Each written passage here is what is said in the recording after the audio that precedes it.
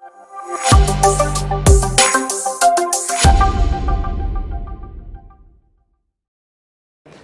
Purpose से अगर हम आज यहाँ इकट्ठा हुए हैं, विजय जी, शायद ये सोच, और सूरज जी आप हो, एल्बर्ट जी हैं, आप सब तीनों लोग मुझे मिले आज, तो मुझे लगता नहीं है कि आपने कोई वन नाइट जर्नी करी होगी कि परसों आप दोनों तीनों साथ में बैठे हैं, बोले काम करते हैं, काठ गोदाम चलते हैं, वहाँ प्रोग्राम करते हैं, 10-30 आदमी को बुलाते हैं। पिछले मैं 2016 से मैं जान रहा हूँ इनको, तो इस तरह के बहुत सारे इवेंट्स ऑर्गेनाइज करने की कोशिश। पर्पस क्या है? पर्पस यही है कि आप लोग अपना सब राइट्स को जाने, राइट्स को जानने के साथ साथ में वो सारी चीज़ों को जाने जो आपको एक सही मकाम तक लेके जा सकता है। उनमें से एक पिलर का जो काम करेगा वो है आपका खुद का सेल्फ एम्प्लॉयमेंट, और वो किस किस डिपार्टमेंट से है उसी को समझाने के लिए मैं आपके सामने हूँ। तो कुछ स्लाइड से शुरू करूँगा मैं, जिसमें कुछ बेसिक कॉन्सेप्ट है। जहाँ नहीं समझ में आपको आए प्लीज़ इसको प्रवचन जैसा मत लीजिएगा कि एक तरफ से वो बोल जा रहे हैं, अगला सुन रहा है सिर्फ। ये कुछ डिटेल्स हैं, स्लाइड्स भी हैं मेरे पास में, वो सब चलता रहेगा बस आपको दिखाने के लिए कि इस बात के कि जो स्लाइड्स के अंदर जो मेंशन है उसको आप मेरे शब्दों में आप समझेंगे तो बहुत आसान रहेगा। आप इसको देखते रहिए और सुनते रहिए इस बात के लिए कि जो ये मिनिस्ट्री है, मिनिस्ट्री व्हाट इज़ MSME। ये विजय जी ने मुझे कहा कि पुष्पेंद्र जी आप उनको अभी तक आप एक प्रेजेंटेशन दे रहे थे एग्जिस्टिंग एंटरप्रेन्योर और एस्पायरिंग एंटरप्रेन्योर्स के सामने, जो शायद 2-4 साल से कहीं ना कहीं कुछ तकलीफ़ें झेल रहे हैं। आज आपको उनके सामने मौका मिलेगा जो शायद MSME के बारे में सुना भी नहीं होगा, और इनफैक्ट वो जो शायद ये भी नहीं जान पा रहे हैं कि मुझे करना क्या है। Several time I receive call from different states कि साहब मुझे, मैं अभी सूरज जी से यही चर्चा कर रहा था कि बड़े पेशेंसफुली बात करनी पड़ती है सर। कई दफ़े ऐसी भी बात होती है कि यार मुझे तो लगा कि आप मुझे कुछ बता देंगे कि मैं ऐसा काम कर लूँ कि जिसमें अपना बिजनेस शुरू कर लूँ और मैं सफल हो जाऊँ। आप तो कुछ जानते ही नहीं है, आपको तो कुछ पता ही नहीं है। ये सवाल उसके पीछे ये होता है कि सर मुझे ये बताइए कि अभी आप जो कर रहे हैं, क्या कर रहे हैं आज की डेट पे, आप जिस भी कंडीशन पे हैं, 10वीं की कंडीशन पे हैं, 8वीं में हैं, लिटरेट नहीं हैं, थोड़ा बहुत आप जानते हैं उसके बारे में, कुछ आप ऑलरेडी कुछ काम कर रहे हैं या कोई जॉब कर रहे हैं, जो भी जिस कंडीशन पे हैं, सबसे पहले तो ये देखिए कि मिनिमम नियरेस्ट रिसोर्सेज क्या क्या है मेरे पास में। उस तरफ जब हम बढ़ेंगे तो जब बात आएगी कि कौन सा ऐसा देश में कॉरपोरेशन है या मिनिस्ट्री है जो मुझे हेल्प करेगी, तब इसका नाम आएगा। और एकमात्र ऐसी मिनिस्ट्री है पूरे देश भर की जिसमें कभी भी रिसेशन नहीं आ सकता है। जब कभी भी अभी 2 साल जैसे तैसे हम लोगों ने कोविड-19 से जो गुजर रहे हैं, इनफैक्ट अभी भी हालात कुछ वैसे ही चल रहे हैं कुछ स्टेट्स के, तो बिलीव करिए कि इस कोविड-19 के बेसिस पे न जाने कितनी इंडस्ट्रीज़ अपने आप को एक अपॉर्चुनिटिस्ट की तरह निकल के आई हैं, जो छोटे छोटे कामों पे, अपने घर के कामों पे। और आपको बताऊंगा तो शायद आप लोग को ये लगेगा कि यार ये सारे काम तो हम अपने अपने घरों में बैठ के खुद कर सकते थे। इस चीज़ के लिए आप लोगों उत्तर प्रदेश में अभी एक ज़िले का बहुत नाम आ रहा है, लखीमपुर खीरी, सुन रहे होंगे आप लोग, जानते होंगे। अभी बीच में लखीमपुर खीरी में एक IAS ऑफिसर है डॉक्टर अरविंद सिंह, CDO रह चुके हैं। मैंने विजय जी से डिस्कस किया था उस कोविड-19 के टाइम पे उन्होंने, जब डिफेंस को हमारे PP किट और मास्क की आवश्यकता हो रही थी, जिस टाइम पे कोई भी पॉलिसीज़ को पिक नहीं कर रहा था कि भाई वो किसके मनरेगा के थ्रू करानी है, बहुत सारी स्कीम्स आप विजय जी से सुनेंगे। अब आप समझिएगा हर एक चीज़ जो भी सुबह से आप लोगों ने गेन किया है, उन सबको मेरे साथ आप उद्योग में जोड़ दीजिए, हर चीज़ पे। इनफैक्ट ये जो हम अभी कर रहे हैं, ये भी मेरे को तो ये हर चीज़ें उद्योग ही समझ में आती है सर आज की। ये जो मैं कर रहा हूँ, ये एग्जीबिशन ऑर्गेनाइजिंग इवेंट ऑर्गेनाइजिंग मेरे लिए एक तरह का उद्योग है, ये सर्विस इंडस्ट्री है। ये विजय जी के बेटे मिहिर जो काम कर रहे हैं, मेरे लिए कोई इंडस्ट्री है, डॉक्यूमेंट्री है। अभी परसों के दिन अभी मिनिस्ट्री ऑफ एमएसएमई से अभी आगरा ब्रांच में देश भर में कुछ 11 सक्सेस स्टोरी उसमें पार्टिसिपेट करी, जिसमें कि आगरा से 5 स्टोरी हमने फॉरवर्ड करी थी और पूरे देश भर में पाँचों की पाँचों हमारी सेलेक्ट हुई। उन सब के वीडियोस परसों रिलीज़ हुए, शूट हुआ है उनका। आप लोग नेशनल टेलीविजन्स पे भी देखेंगे। छोटा बहुत कहीं ना कहीं मौका दिया होगा उन्होंने, 2-4 सेकंड का क्लिपिंग मुझे भी दी होगी। खैर, ये सब इनिशिएशन से किस बात के लिए कि ये जितनी जल्दी हमें समझ में आ जाए कि मेरे लिए बड़ी वजह क्या है। एजुकेशन, अनुभव आपका एक समय तक, एक जगह तक आपका काम आता है, लेकिन जो ध्येय है ना, किसी भी चीज़ कंसिस्टेंसी, किसी भी चीज़ को करने के लिए बार बार वो आपका जीवन भर आपके साथ में रहेगा। इन सब चीज़ों में अगर मैं मिनिस्ट्री की बात कर रहा हूँ इसमें, तो आप लोग हर चीज़ को जोड़ने का प्रयास करिएगा उद्योग के साथ में। वो सारे उद्योग, जिस चेयर पे आप बैठे हैं, मेरे लिए वो भी उद्योग दिखाई देता है। अगर मैं कोई भी टेंट का, कैटरिंग का, किसी भी चीज़ का अगर मैं काम कर रहा हूँ, सब मेरे लिए उद्योग हैं। और इन सब चीज़ों के उद्योग पे भी ये छोटे छोटे ऐसे उद्योग हैं जिन्होंने, आप ये भी आप अपने ज़िले के अंदर देखिए, हर एक ज़िले के अंदर कोई भी डिपार्टमेंट खुद अपने से कुछ नहीं करता है। चाहे वो कलेक्ट्रेट का डिपार्टमेंट हो, वहाँ अगर 200-500 भी आदमी हैं तो उनको वो पानी तो पीते होंगे ना, तो उनको पानी जब पीते तो पानी की सप्लाई कौन कर रहा है वहाँ पे? उनके यहाँ पे जो लाइट, पंखा, बिजली जो लगा हुआ है वो कौन सप्लाई कर रहा है उनको? वो अगर उतनी मेरे पास एसेट्स नहीं है, तो अगर मैं सोच रहा हूँ कि इसके रिपेयर मेंटेनेंस का काम जो है वो कौन कर रहा है? जिन बाथरूम में यहाँ पे मैंने देखा सोलर का, आप लोगों ने वो इसका प्रॉपर स्टिकर लगा रखा अंदर बाथरूम के अंदर, सोलर हीटर। तो ये सोलर इंस्टॉलेशंस, ये एक तरह का एक काम। ये छोटे छोटे ऐसे उद्योग हैं जो मुझे लगता है यहाँ इसको किसी भी परिभाषा, किसी भी पहचान की आवश्यकता नहीं कि वो गांव में या शहर में है ये। और आप ये समझिए कि एक बाटा का एक रिसर्च था, अंडमान के लिए था शायद वो, कि जब किसी और कोई एक शूज़ की कंपनी थी वहाँ पे गई तो उन्होंने देखा उनको, तो उसने फ़ोन किया आगे एक और कंपनी में कोई शूज़ की। उसने कहा कि साहब यहाँ पे तो कोई हमारा मार्केट ही नहीं है यार, यहाँ पे मार्केट नहीं, यहाँ पे कोई आदमी कोई चप्पल ही नहीं पहनता यार, यहाँ पे सब नंगे पैर से घूमते रहते हैं। तो जब बाटा कंपनी की कोई मार्केटिंग टीम वहाँ पहुँची तो उसने एक्साइटमेंट में फ़ोन किया अपने बॉस को और कहा कि साहब इससे अच्छा मार्केट मेरे लिए है ही नहीं सर, यहाँ कोई चप्पल नहीं पहनता।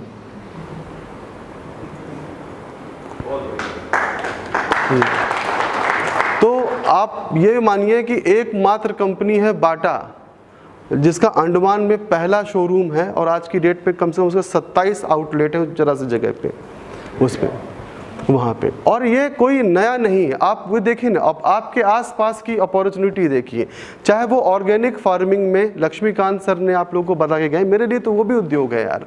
मैं इसीलिए उनसे पूछ रहा था कि क्या लागत है, क्या है। अब ये डिपार्टमेंट्स कौन कौन से हैं, किन चीज़ों पे, तो मैं कुछ उसमें रोशनी डालने की कोशिश करूँगा। फर्स्ट ये हम ये जान लें कि ये इस देश के अंदर जितने भी डिपार्टमेंट हैं, जितने भी, वो सब जो भी सेंट्रल डिपार्टमेंट है, मतलब जो केंद्रीय डिपार्टमेंट है, वो सब किसी न किसी मंत्रालय के अंतर्गत ही आते हैं। ठीक है, ये क्लियर हो गया सभी को। उन मंत्रालय का काम ये होता है कि कुछ पॉलिसीज़ बनाना, किसके लिए? वेलफेयर के लिए, जो इंडस्ट्री से जुड़ी हुई हैं। उनमें से एक मंत्रालय सूक्ष्म लघु और मध्यम उद्यम मंत्रालय हो गया, जिसके अभी रिसेंटली जो इसके जो मंत्री हैं वो नारायण राणे जी हैं। ये एक ब्रीफ है इसके बारे में जानने के लिए कि कल के दिन कोई पूछे कि मिनिस्ट्रीज ये होती क्या है, इसके अंदर क्या क्या चीज़ें हैं। हर एक मिनिस्ट्री में जो डिपार्टमेंट्स आते हैं, नेक्स्ट स्लाइड करिएगा, ये डिपार्टमेंट्स हैं। कुछ कोशिश करी इसको समझाने के लिए कि ये आपके सामने ये 5 डिपार्टमेंट दिख रहे हैं जो कॉरपोरेशन है, डिपार्टमेंट है under ministry of MSME. First NSIC, national small industries corporation, ये भी ऑलरेडी छोटे छोटे उद्योगों को बढ़ाने का काम करती है अपने खुद की स्कीम्स के द्वारा, पॉलिसीज़ के द्वारा। दूसरा KVIC कितने लोगों ने सुना है जी? आप लोगों ने सुना KVIC? आपने सुना बेटा? नहीं सुना। खादी ग्रामोद्योग सुना है? हाँ, ये खादी ग्रामोद्योग है। ठीक है। तो बस वही है, जो कुल्हाड़ी पे जो धार लगी है ना, तो धार यही थी कि जब मैं केवीआईसी की बात करता हूँ या केवीआईसी के एम्प्लॉयज़ जब जाते हैं सर, तो होता सर यही है कि सर हम लोग एक टेक्निकल लैंग्वेज में बंध गए हैं कि हम खादी विलेज इंडस्ट्रीज़ कॉरपोरेशन की बात करते हैं। जब मैं खादी ग्रामोद्योग की बात करूँगा, इनफैक्ट खादी की बात करूँगा, तो मेरे लिए यही डिपार्टमेंट है। तीसरा कयर बोर्ड, कयर मतलब जूट का जो बोर्ड होता है। जितने भी आपके ये समुद्र तटीय क्षेत्र हैं, जो भी कोस्टल एरियाज़ हैं आपके, वहाँ पे इन सब, जैसे कलकत्ता हुआ, साउथ के एरिया हो गए, तो वहाँ पे ये सब कयर बोर्ड बहुत। और कयर बोर्ड की मैं इंटरनल एंटरप्रेन्योरशिप के एग्जांपल्स में आपके सामने पुट करूंगा। तो बिलीव करिए कि जो नारियल का पानी जो हम लोग पीते हैं, जिस नारियल पानी, उस नारियल का जो हम लोग वेस्टेज फेंक देते हैं, उस पर वो कंपनी नेशनल अवार्ड है, कुछ भूमिका शायद उनका नाम है, उन्होंने अपनी कंपनी फॉर्म करी है और इसी के लिए, वेस्टेज के लिए आप फुट मैट, उसी के नारियल के जो वो होते ग्रीन कोकोनट, उसके फुट मैट आप तैयार कर सकते हैं। कुछ उसके हैंडीक्राफ्ट के आइटम्स हैं, उसको हैंडीक्राफ्ट के अंदर अडॉप्ट कर लिया गया है। आपके पास कप हैं, कटोरी हैं, चम्मच हैं, और ये विश्वास करिए कि ये स्टील से कहीं ज़्यादा महंगा है, और ये सब के सब वेस्ट हैं, वेस्ट मटेरियल्स के ऊपर है ये। और ये ऐसी चीज़ है, बनाना फाइबर, ये आपका ये जूट के, ये सब चीज़ें आपकी ये घरेलू उत्पाद है। ये जो हम लोग पहले सुनते थे, वो शब्द वो गायब हो रहा धीरे धीरे, लघु कुटीर उद्योग।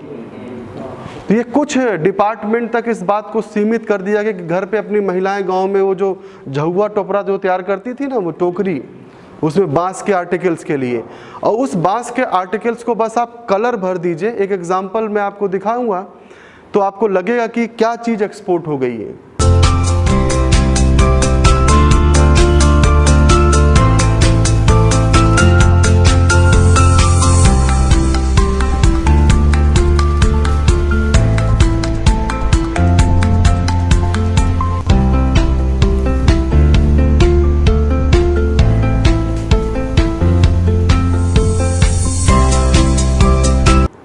मतलब एक्सपोर्ट का कोई ऐसा, जितना भी आप इनिशियल लेवल पे जो आप कर रहे हैं, हम इसी चीज़ को हमें थोड़ा सा सही तरीके से, और मार्केटिंग वाले सर से आपने बात करी ही है, तो वहाँ भी आपको हेल्प मिलेगी। बस ये मिनिस्ट्री के डिपार्टमेंट के साथ में आप जुड़ के चलिए और ये देखिए कि कौन कौन सी चीज़ें इनके अंतर्गत है।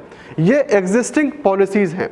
मैं एक बार और अपनी बात दोहराऊँगा कि जो भी डिपार्टमेंट हमारे इस देश में आज की डेट पे मौजूद हैं, ये सब के सब स्टार्टिंग से 1956 का कॉरपोरेशन है ये, तो न जाने कितने अमेंडमेंट लगातार इसके अंदर हुए होंगे, और ये अमेंडमेंट उन सरकारी ऑफिसर्स के कारण तो नहीं हुआ है, इतना तो तय है, ये हुआ है आप लोगों की खुद की आवश्यकता के लिए, खुद की वजह के ऊपर, कि जब आपको लगा कि भाई ये चीज़ मेरे लिए एप्लीकेबल नहीं है, तो ही पॉलिसी में अमेंडमेंट हुआ है और यहाँ तक हम पहुँचे हैं।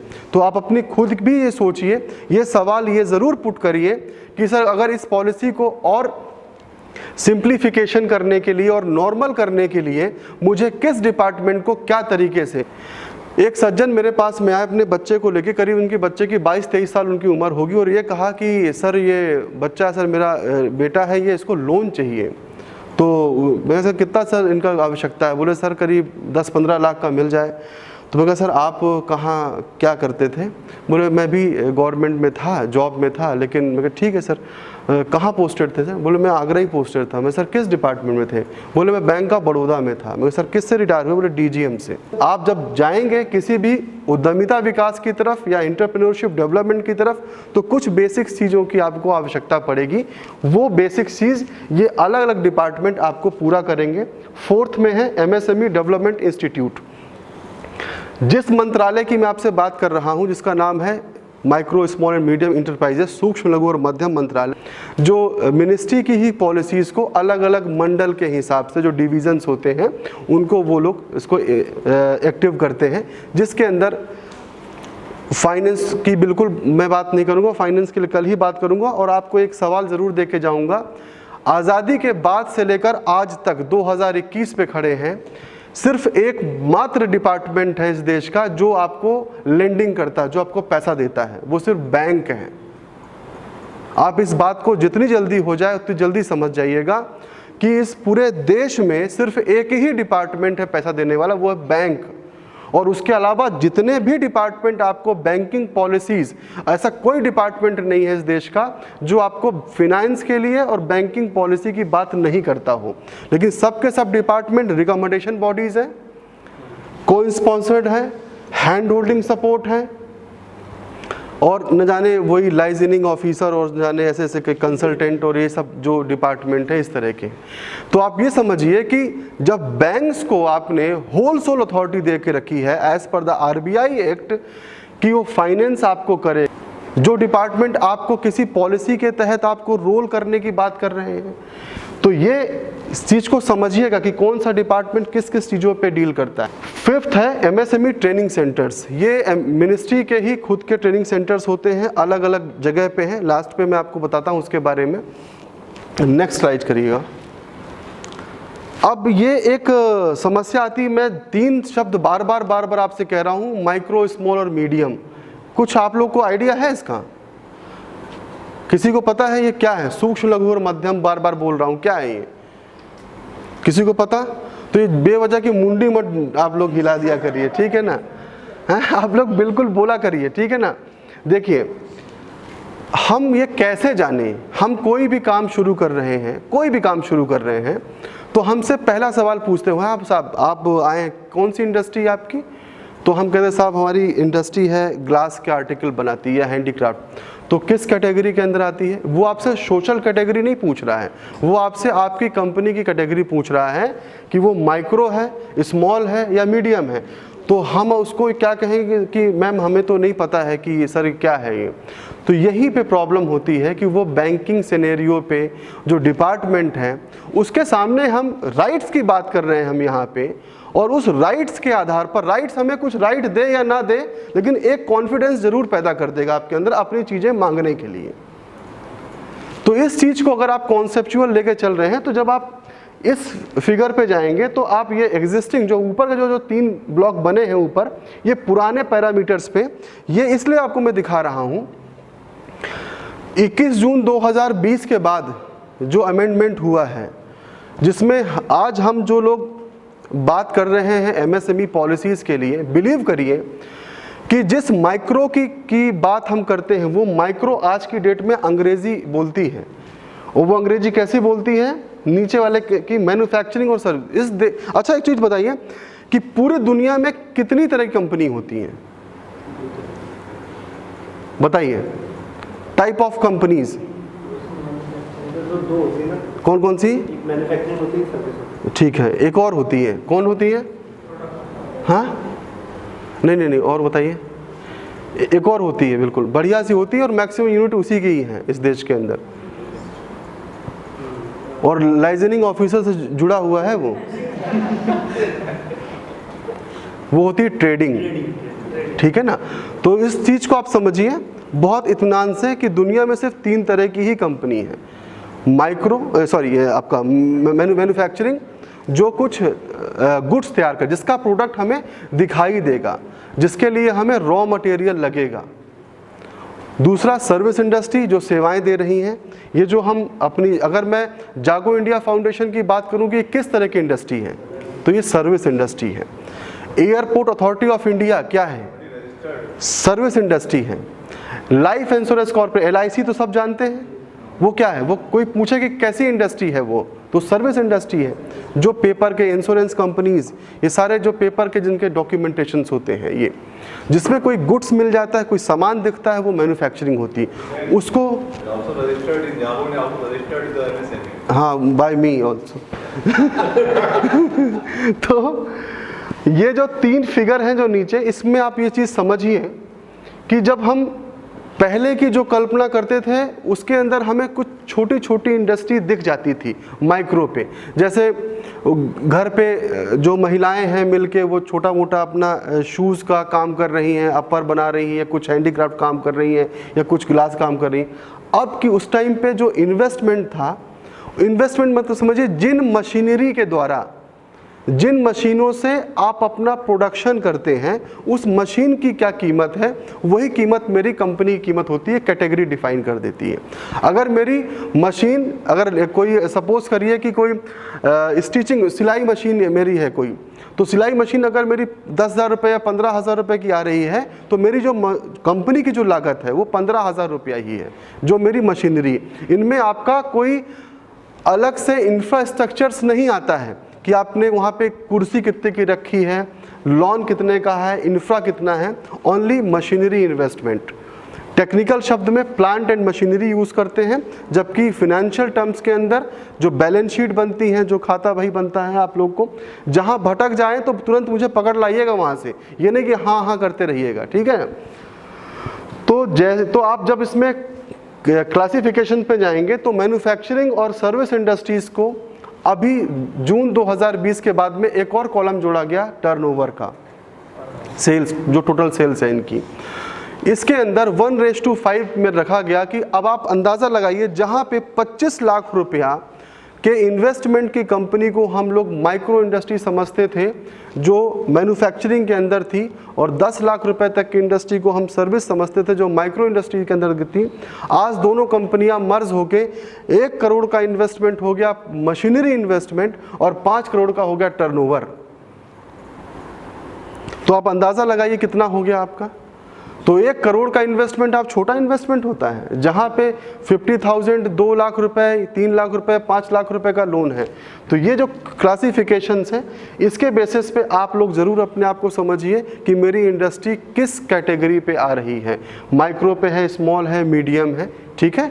नेक्स्ट करिएगा। ये एक रजिस्ट्रेशन है, इसको थोड़ा सा दिखाऊंगा भी। नेक्स्ट करिए थोड़ा सा एक बार, अगर नेक्स्ट करिए स्लाइड, ये बस यही रोकिएगा। ये कुछ ऐसा दिखता है सर्टिफिकेट, आप इसकी बात कर रहे थे।